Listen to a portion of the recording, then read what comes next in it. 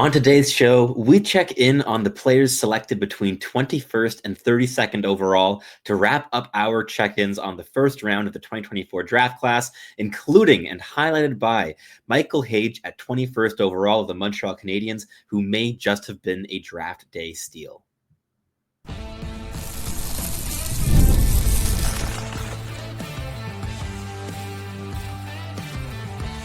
You are Locked On NHL Prospects, part of the Locked On Podcast Network. Your team every day. Hello, and welcome back to Locked On NHL Prospects, part of the Locked On Podcast Network, your team every day. On this show, we break down everything prospects related for you 5 days a week, Monday through Friday. I'm your host, Sebastian High, the USHL scout over at Elite Prospects. And on today's show, we're going to be wrapping up our coverage of the 2024 first round of the draft. First, we broke down the top 10, which will be linked above. Then we broke down the 11 to 20 range, which again will be linked above. And now today we're going to be finishing up the first round and focusing on a very important honorable mention as the first pick of the second round at the end of today's episode. But before we jump into the show today, today's episode is brought to you by FanDuel. Right now, new FanDuel customers can get $150 in bonus bets if your first $5 bet wins. So let's jump straight into the episode here today because we have a lot of players to cover. We're going to be discussing 13 different prospects who have seen different experiences in their development in their D+1 campaigns. But we're going to start off with Michael Hage, who one of the most emotional draft selections that we've seen in recent years when he was picked up by the Montreal Canadiens at 21st overall in 2024. And he's followed that up with a really inspired freshman campaign at the University of Michigan, where he scored 32 points in 30 games, including 13 goals. And for a 6'1", 190-pound right shot centerman, who brings a bunch of skill and mobility off the rush to the equation. It's been a really phenomenally smooth adaptation to college hockey. He's second in team scoring behind only TJ Hughes, who has 35 points in 3 more games than Hage has dressed for. And beyond that, Hage has a 10-point gap over third place, which is Evan Werner. And even then, TJ Hughes is a 23-year-old player. So in terms of youth and Michael Hage still being an 18-year-old skater, there's a lot to like in how he's been playing this season. He's only turning 19 on April 14th, and the skill element that he's been bringing and consistent ability to open up defenses with really intelligent and high speed plays this season. He can drive at you in transition like few other freshmen can in college hockey, and he's been a staple inside the top 6 for Michigan, playing between 14 and 19 minutes a night, night in, night out, and when he's really moving through high-level crossovers, he can really attack with almost perfect skating mechanics. He's so comfortable on his feet, and his improved level of deception of being able to make defenders bite and going the other way, I think that also shows some more runway of what he could look like in the NHL once all of his tools come together, because there's still a little bit of runway with this player in terms of really rounding out his game, because he's far from a refined product at this stage. There's still things that need work, but that's partially the reason that he's such an exciting player too, is because he's already so impactful and so dynamic as he currently is, that when these more mature habits do arrive in his game, and he's a really excited learner, he loves to learn, he's a real student of the game.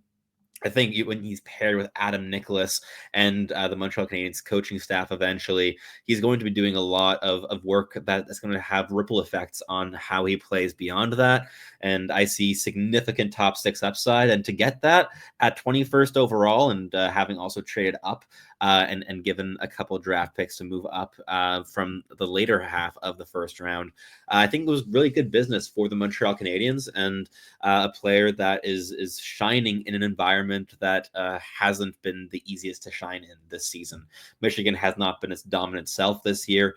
It's lacking in skill in various areas, but Hage has been a consistent producer, even when restricted to middle 6 minutes. But moving on to 22nd overall, where the Nashville Predators selected Yegor Surin of Loko Yaroslavl in the MHL. He's been playing in both the KHL and the MHL this season. 34 games in the KHL, where the dynamic winger has scored 6 goals and 11 points. As a reminder, he's 6'2", 198 pounds. He's an August 1st 06 birthday, so very young for last year's draft class, and a very violent player who mixes that violent aggression with really impressive soft skill and flashes.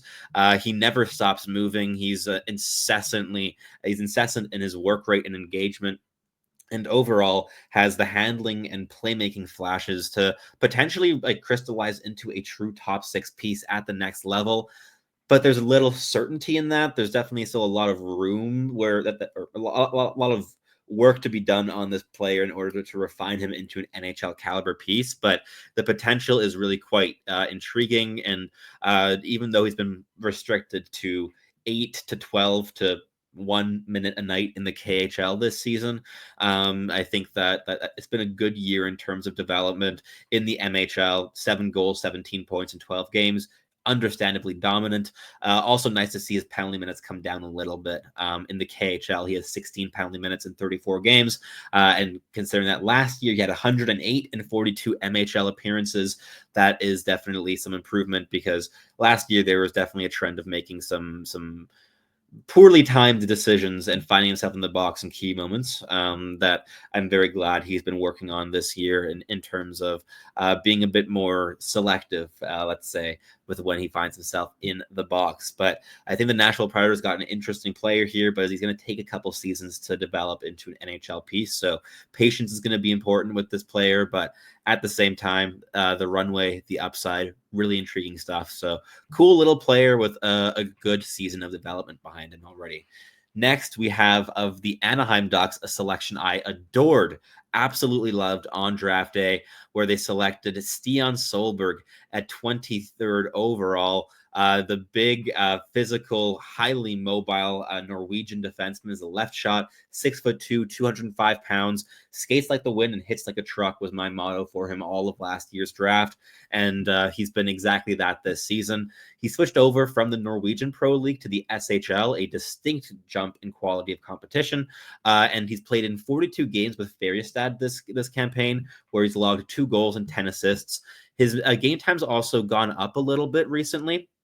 He's often restricted to 10 to 17 minutes for much of the season, but the last couple of games been seeing 18, 21 minutes, which I've been really liking to see, because I think that he's a phenomenal talent, not with the biggest offensive upside, but he has a rocket of a shot and definitely some really good hands and flashes that could still crystallize into something more dynamic offensively.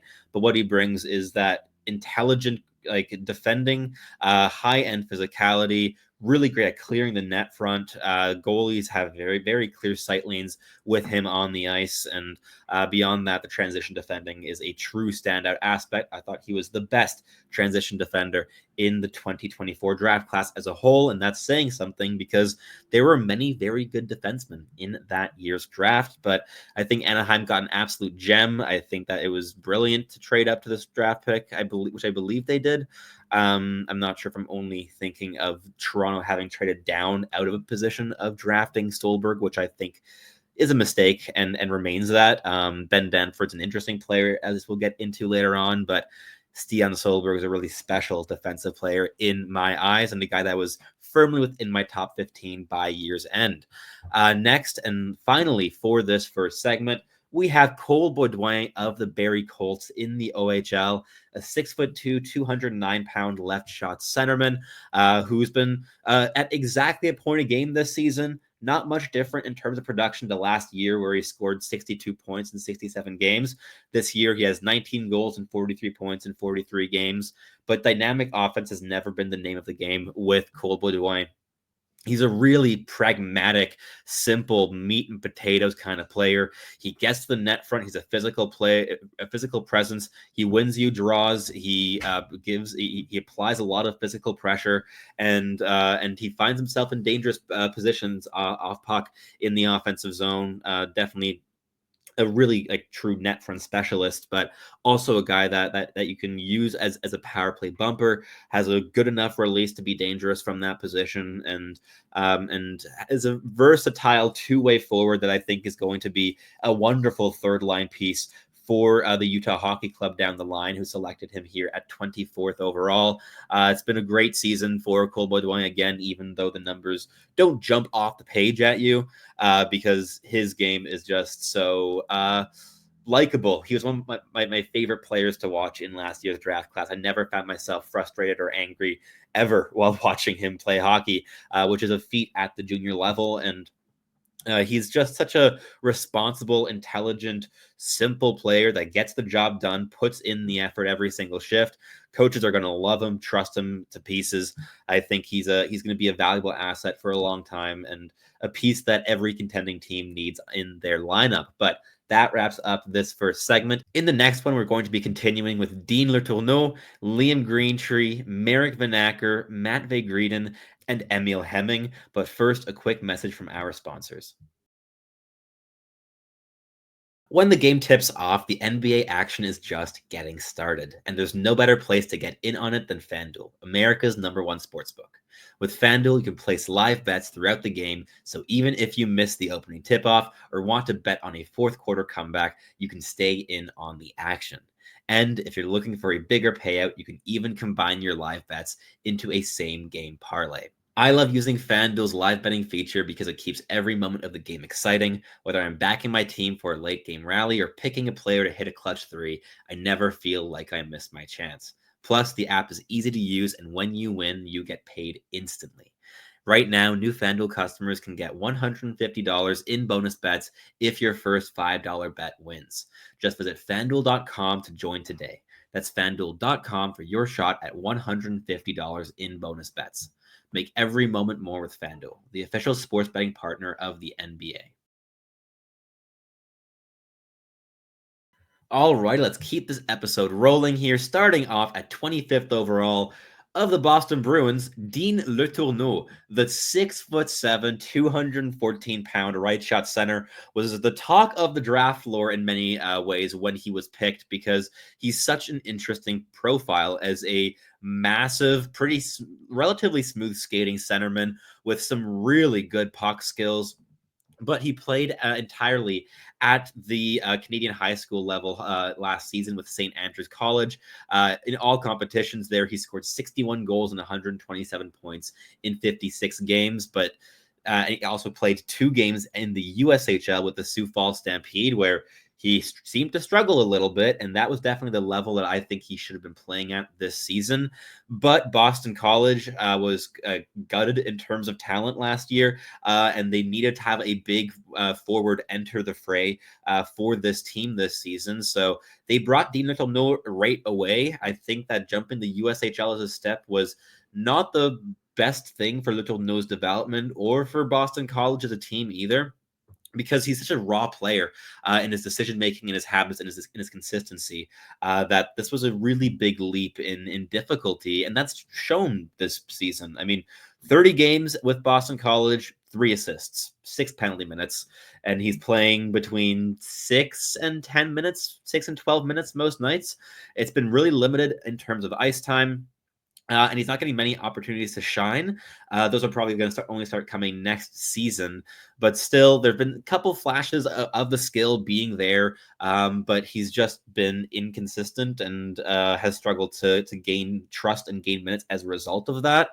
And I really wish he had been sent to the USHL for this season, because that's where he would have actually been given opportunities to show his skill while still being challenged with better competition than he faced against Canadian high school players. That said, I think it's too early to call him a bust. I know I'm seeing some Bruins fans already rather anxious and worried about this player, and I can't blame them because the production certainly doesn't scream first-round draft pick, but he's always a project pick. He was always a 4-year, 5-year kind of development guy. That's still the case. But we're going to see what happens when he's given more opportunities and when he becomes more comfortable applying his skill at the college pace, because that has been a real factor this season in limiting his offensive implications. But moving on, we have Liam Greentree of the Windsor Spitfires and the Los Angeles Kings, selected 26th overall, and he has been on fire this season. He's already crossed the 100-point plateau in the OHL as the captain of Windsor for the second consecutive season. He hit 90 points in 64 games last season. This season, 42 goals, 103 points in 56 games. It has been dominant. And his combination play with Ilya Protas of the Washington Capitals has been a real difference-making factor there for Windsor. Protas also has 101 points this season. They have been the dynamic duo for Windsor. They sit third and fourth in OHL scoring, respectively. Greentree is actually tied for second, but Nick Lardis has 63 goals, which is a tiebreaker in that sense. And Michael Misa is all the way up at 54 goals and 115 points in 55 games. OHL scoring leaderboard has been interesting to watch this season, but Greentree has been a perpetual factor in those conversations. And the amount of skill, the dynamic and proactive combination of physicality, middle drive, and ridiculously soft hands and clinical finishing ability has been wonderful to watch this season with Greentree. His playmaking has also blossomed in combination with Ilya Protas and vice versa, I might add. But Greentree has like 23 points in his last 10 games. He's been completely on fire, seemingly all year long. He hasn't slowed down once. And I think for 26th overall, in terms of a high IQ, high motor, physical, 6'3", 216-pound player with like really like standout skill, but who falls on the draft in the draft because he's not a very good skater. And to pick him up at 26th overall, that's some fantastic business for the Los Angeles Kings. Next, Marek Vanacker, picked at 27th overall by the Chicago Blackhawks, playing with the Brantford Bulldogs this season. Played much of last year in his draft year campaign, injured to his shoulder, had to get surgery then in the offseason, and has only gotten into 35 games so far this campaign since getting back to health. In that span, he has 18 goals and 31 points, so the production's been okay, but he's been struggling a little bit in terms of consistently applying his combination of motor and skill, but the playmaking flashes remain brilliant just as they were last year. But a clean bill of health next season will hopefully lead to a real blossoming in offense, because he also had 36 goals and 82 points in 68 games last season while playing injured, I might add. So he's taking a bit of time to get back up to speed in terms of production this year, but the reasons that Chicago drafted him have remained evident in his game this season. So Blackhawks fans, have some patience with this player because there's some really interesting skill beneath the surface. Next, Matvei Gridin, picked by the Calgary Flames at 28th overall, a 6'1", 190-pound winger who has a decent amount of skill, pretty good goal scorer. Motor is very much either it's on or it's off kind of deal with Matvei Gridin, but he's really benefited from a switch from the USHL last season, where he played with the Muskegon Lumberjacks, to now the QMJHL with the Shawinigan Cataracts. And 66 points in 49 games this season. Definitely good production. He has 16 points in his last 10, and he's still been bringing the same elements that made him a standout last season in the USHL. He's a really good puck handler, has some good finishing ability in tight, can find soft ice in the offensive zone, and has a really powerful one-timer option as well. But I think one of the questions I still have is the consistency in terms of his engagement. This was something that I noticed a lot in his draft year. But the playmaking creativity, he's been completely driving the bus in that facet for Shawinigan this season.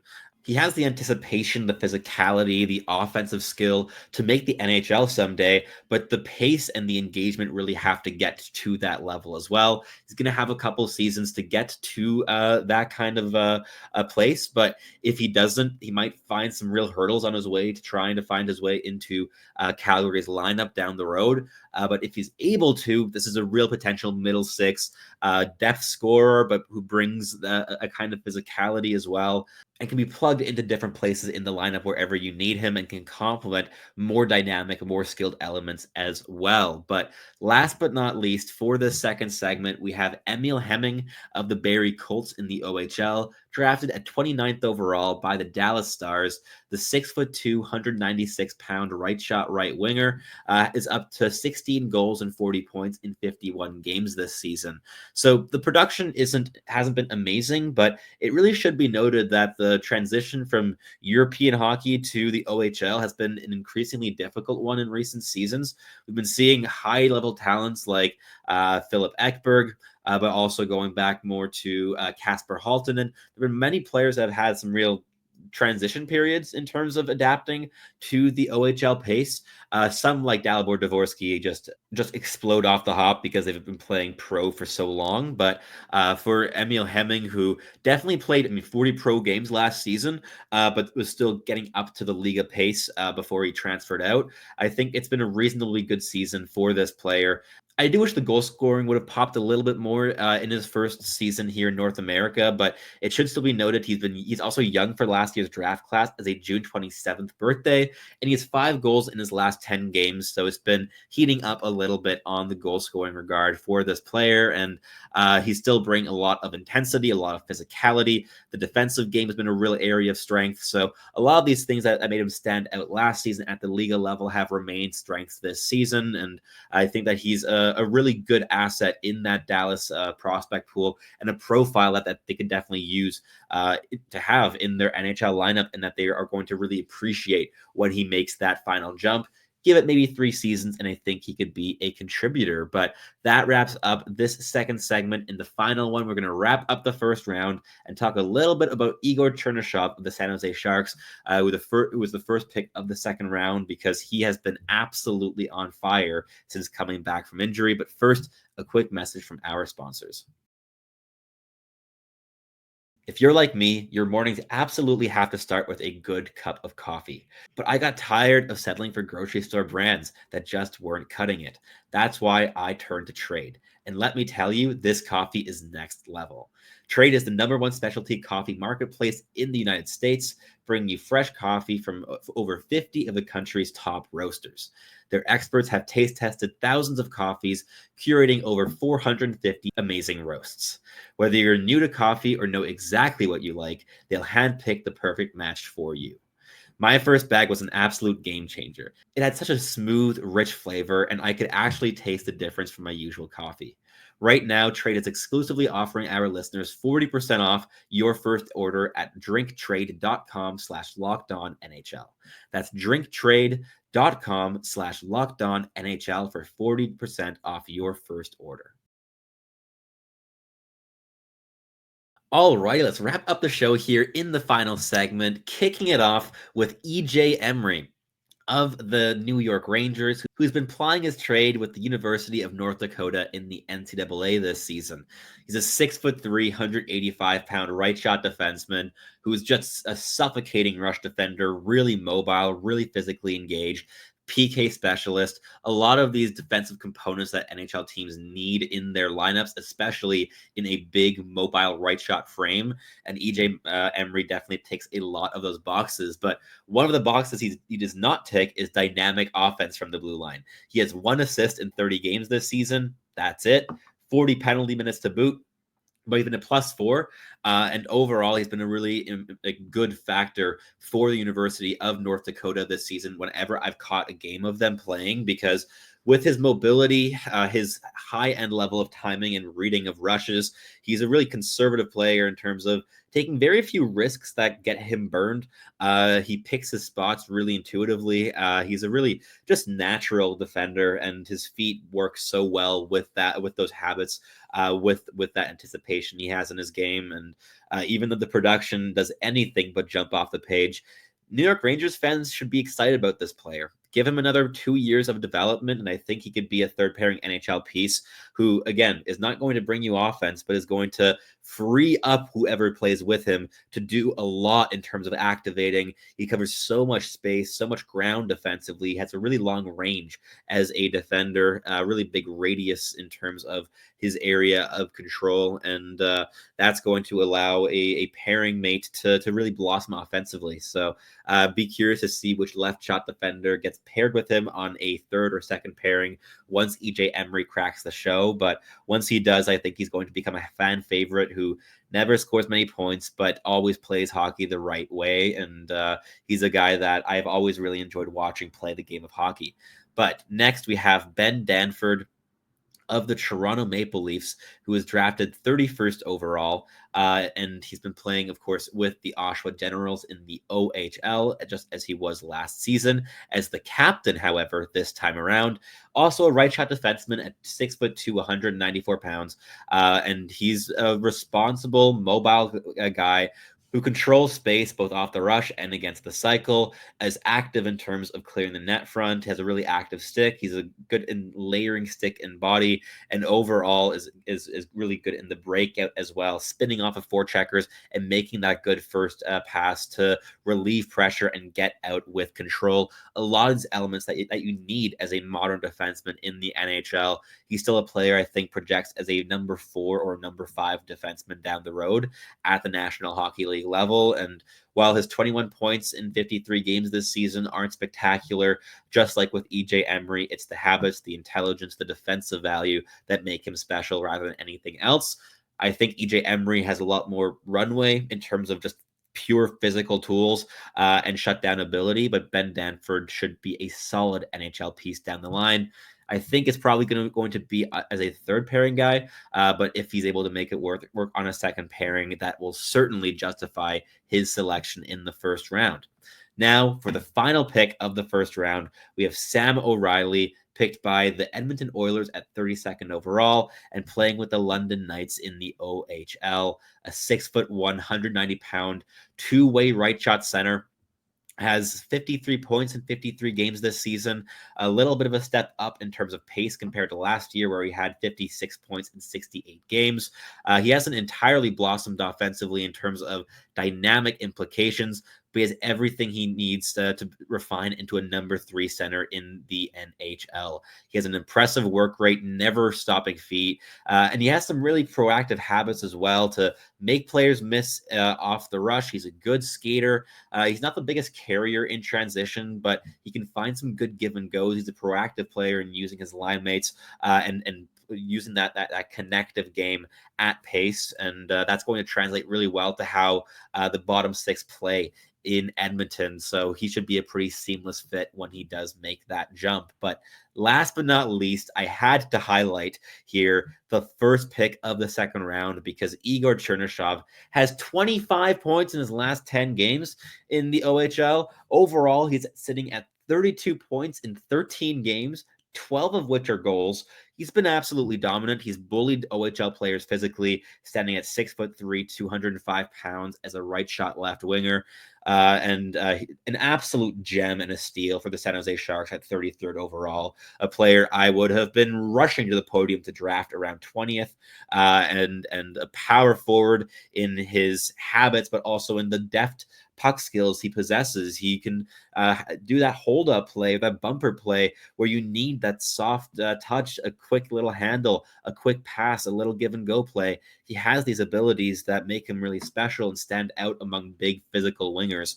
And while he is a goal scorer at his core, playing in Saginaw this season in the OHL alongside a player like Michael Misa, he's been exploring his playmaking a bunch, and that connective element of his game has looked so much more refined this season compared to last. So the progression, just how amazing. He's played out of the gate from returning from a long injury. He hadn't played in like 9 months or 8 months when he did come back, but he's looked every part, the dominant player at the OHL level, and should probably be playing professional hockey next season. An absolute gem for the San Jose Sharks, and a player I absolutely love to watch, and I'm so happy to see flourishing at the moment with the Saginaw Spirit. I can only hope it finishes with a Memorial Cup ring, because I have a feeling that the Saginaw Spirit might just double up and get a second consecutive victory in that tournament. But that wraps things up here for us today. Thank you so much for tuning in. If you're listening on your favorite podcasting platform, please do make sure to make us your first listen of the day.